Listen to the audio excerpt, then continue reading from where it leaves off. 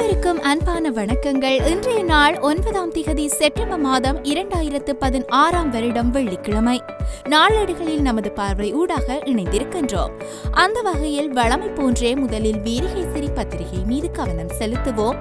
துமிந்தவுக்கு மரண தண்டனை, மேலும் 4 அதே தீர்ப்பு, 8 பேர் விடுவிப்பு, துமிந்தவின் தலைமையிலேயே குற்றம் இடம்பெற்றதாக முடிவு என்ற தலைப்பில் பிரதான தலைப்புச் செய்தி பிரசுரிக்கப்பட்டுள்ளது.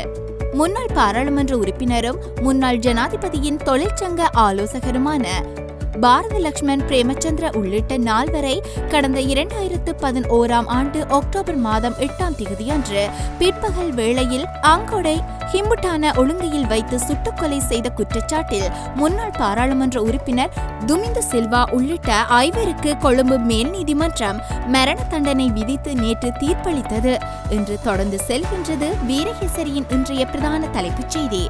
அதேவேளை தலைப்புச் செய்தியுடன் உள்ளடக்கமாக மற்றொரு செய்தியும் இணைத்தே பிரசுரிக்கப்பட்டுள்ளது.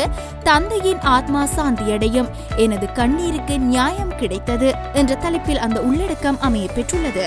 எனது அப்பா கொலை செய்யப்பட்டது முதல் நீதிக்காக 5 ஆண்டுகள் ஊன் உறக்கமின்றி காத்திருந்தோம். இன்று எமக்கான நீதி கிடைத்துள்ளது.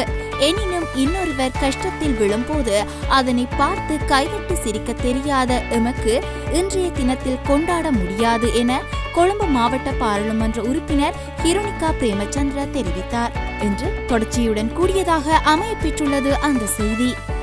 தலைப்புச் செய்தியை தொடர்ந்து மற்றொரு செய்தியாக, அம்பாறையில் மூவின மக்களின் உணர்வுகளுக்கும் அரச அதிகாரிகள் மதிப்பளிக்க வேண்டும், கிழக்கு எதிர்க்கட்சி தலைவர் உதுமா லெப்பை என்ற தலைப்பில் ஒரு செய்தி பிரசுரிக்கப்பட்டுள்ளது. அதன் மீது கவனம் செலுத்துவோம். மூவின மக்களும் வாழ்கின்ற அம்பாறை மாவட்டத்தில் சகல சமூகங்களின் உணர்வுகளுக்கும் மதிப்பளித்து மக்கள் பிரதிநிதிகளும் அரச உயர் அதிகாரிகளும் இணைந்து செயற்பட வேண்டும்.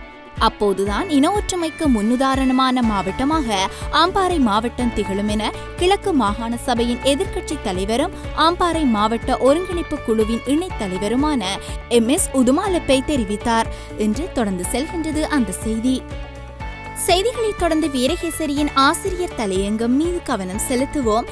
தமிழ் பேசும் உத்தியோகத்தர்களை இணைத்துக் கொள்ள வேண்டும் என்ற தலைப்பில் இன்றைய ஆசிரியர் தலையங்கம் பிரசுரிக்கப்பட்டுள்ளது.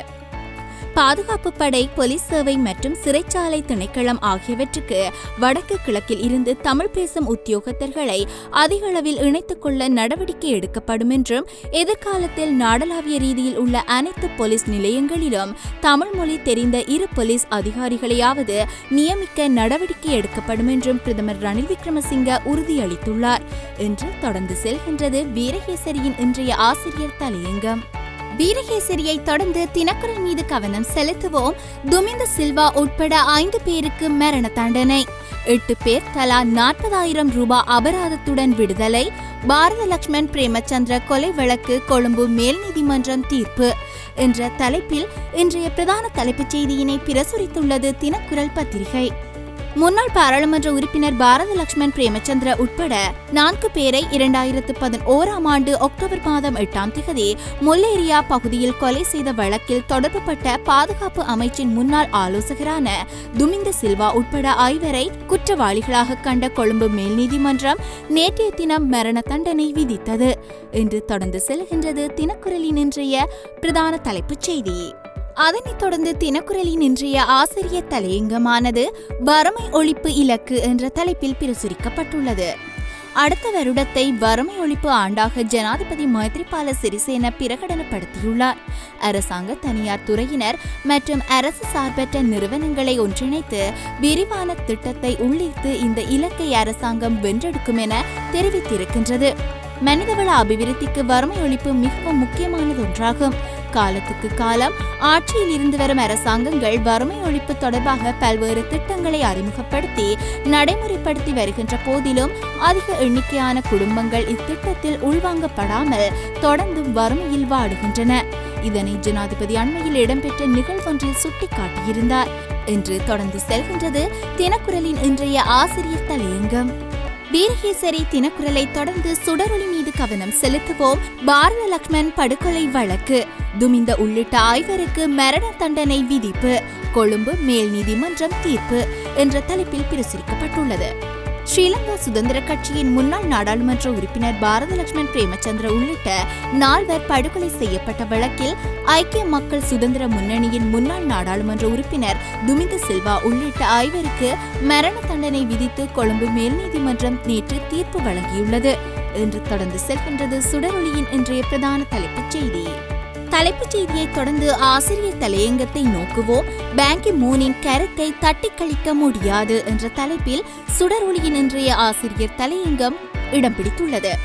ஐநா பொதுச் செயலாளர் பாங்கி மூன் கடந்த 2ஆம் திகதி கொழும்பு ஹில்டன் ஹோட்டலில் இடம்பெற்ற நிகழ்வில் ஆற்றிய உரை தற்போது சர்ச்சைகளை உருவாக்கி வருகிறது. இது தொடர்பாக அமைச்சரவை முடிவுகளை அறிவிக்கும் ஊடகவியலாளர் மாநாட்டிலும் கேள்வி எழுப்பப்பட்டது. அது அவரது தனிப்பட்ட கருத்து, அது தொடர்பாக ஐநாவிடம் விளக்கம் கேட்க வேண்டிய அவசியம் இல்லை என்று ஊடக விவகாரங்களுக்கான பிரதி அமைச்சர் பதிலளித்துள்ளார் என்று தொடர்ந்து செல்கின்றது சுடரொளியின் இன்றைய ஆசிரியர் தலையங்கம். வலம்புரி பத்திரிகையின் பிரதான தலைப்புச் செய்தியானது பாரத படுகொலை வழக்கு, துமிந்த உள்ளிட்ட 5 தூக்கு, கொழும்பு மேல் நீதிமன்றம் நேற்று தீர்ப்பு என்ற தலைப்பில் இன்றைய தலைப்புச் செய்தி பிரசுரிக்கப்பட்டுள்ளது. அதனைத் தொடர்ந்து உதயன் பத்திரிகையின் இன்றைய பிரதான தலைப்புச் செய்தி மீது கவனம் செலுத்துவோம். மஹிந்தவின் சகா துமிந்த உள்ளிட்ட 5 தூக்கு தண்டனை, பாரத லட்சுமன் கொலை வழக்கில் கொழும்பு மேல் நீதிமன்றம் தீர்ப்பு என்ற தலைப்பில் பிரதான தலைப்புச் செய்தி பிரசுரிக்கப்பட்டுள்ளது. லங்காதீப பத்திரிகையின் பிரதான தலைப்புச் செய்தியானது முன்னாள் பாராளுமன்ற உறுப்பினர் துமிந்த சில்வா உட்பட 5 பேருக்கு மரண தண்டனை விதித்து நேற்று கொழும்பு மேல் நீதிமன்ற நீதிபதிகளால் தீர்ப்பு வழங்கப்பட்ட செய்தியினை உள்ளடக்கியதாக தன்னுடைய பிரதான தலைப்புச் செய்தியினை பிரசுரித்துள்ளது லங்காதீப பத்திரிகை. அதேவேளை டெய்லி மிரர் பத்திரிகையின் பிரதான தலைப்புச் செய்தியும் பாரத லட்சுமன் பிரேமச்சந்திர உள்ளிட்ட 4 பேருடைய கொலை வழக்கு தொடர்பில் முன்னாள் பாராளுமன்ற உறுப்பினர் துமிந்த சில்வா உட்பட 5 பேருக்கு மரண தண்டனை விதித்து நேற்று கொழும்பு மேல் நீதிமன்றம் தீர்ப்பளித்துள்ள செய்தியை பிரசுரிக்கப்பட்டுள்ளதால் நாம் மேலும் ஒரு செய்தி மீதும் கவனம் செலுத்துவோம். சண்டே லீடர் பத்திரிகையின் ஆசிரியர் லசந்த விக்ரமதுங்க படுகொலை செய்யப்பட்ட வழக்கில் அவருடைய பிரேதத்தை மீண்டும் எடுத்து பிரேத பரிசோதனைக்கு உட்படுத்துமாறு நேற்றைய தினம் கல்கிசை மேல் நீதிமன்ற நீதிபதியினால் உத்தரவு பிறப்பிக்கப்பட்டுள்ள செய்தியினை முதல் பக்க செய்தியாக உள்ளடக்கியுள்ளது டெய்லி மிரர் பத்திரிகை. சர்வதேச செய்திகளில் ஒன்றாக அமெரிக்க ஜனாதிபதி பராக் ஒபாமாவை விடவும் ரஷ்ய ஜனாதிபதி புட்டின் மேலான தலைவர் டொனால்ட் ட்ரம்ப் பாராட்டு என்ற தலைப்பில் ஒரு செய்தி பிரசுரிக்கப்பட்டுள்ளது. அதனைத் தொடர்ந்து இந்திய செய்திகள் மீது கவனம் செலுத்துவோம். தொடர்கிறது போராட்டம், இன்று கர்நாடகம் முழுவதும் கடையடைப்பு என்ற தலைப்பில் ஒரு செய்தி இடம் பிடித்துள்ளது.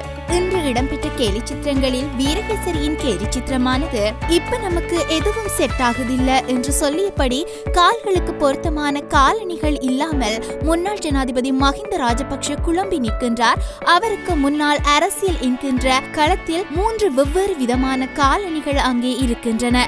மஹிந்த தரப்பிலான எதிரணியினரால் நிழல் அரசாங்கம், எதிர்க்கட்சி அமைப்பது என்று பல்வேறு நிலைப்பாடுகள் அவ்வப்போது கொண்டுவரப்பட்ட போதிலும் ஏதிலும் ஒரு முழுமை கிடைக்கவில்லை என்ற நிலையில் இவ்வாறாக சித்தரித்து காலுக்கு பொருத்தமான காலணி இல்லாமல் முன்னாள் ஜனாதிபதி தவிப்பது போன்று தன்னுடைய கேலி சித்திரத்தினை பிரசுரித்துள்ளது வீரகேசரி பத்திரிகை.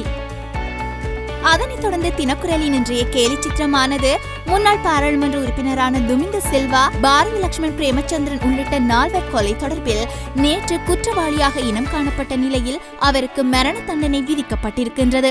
அதனை பிரசுரிக்கும் வகையில் துமிந்த சில்வாவை சட்டம் ஒழுங்கு என்கின்ற கத்தி குத்துவது போன்றும் அவர் அலறுவது போன்றும் சித்தரித்து தன்னுடைய கேலி சித்திரத்தினை பிரசுரித்துள்ளது தினக்குரல் பத்திரிகை. அதேவேளை சுடரொளியின் இன்றைய கேலி சித்திரமானது ஐக்கிய தேசிய கட்சிக்கு 70 வருடங்கள் பூர்த்தியாகின்றது. 71வது அகவையில் அந்த கட்சி காலடி எடுத்து வைக்கின்றது. அதேவேளை ஸ்ரீலங்கா சுதந்திர கட்சி 65வது ஆண்டை எட்டியுள்ளது.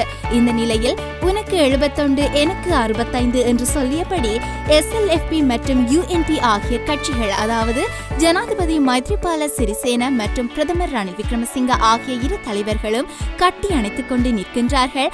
அவர்களுடைய காதல் இங்கே மலர்ந்து கொண்டிருக்கும் அதே வேளையில் மறுபுறமாக முன்னாள் ஜனாதிபதி மஹிந்த ராஜபக்ஷ புதிய கட்சி என்கின்ற நிறைமாத கற்பிணி போன்று அவர் நிற்கின்றார். புதிய கட்சி ஒன்றை பிரசவிப்பதற்கு அவர் தயாராகிவிட்டார் என்பது போன்று சித்தரித்து தன்னுடைய கேலி சித்திரத்தினை பிரசுரித்துள்ளது சுடரொளி பத்திரிகை.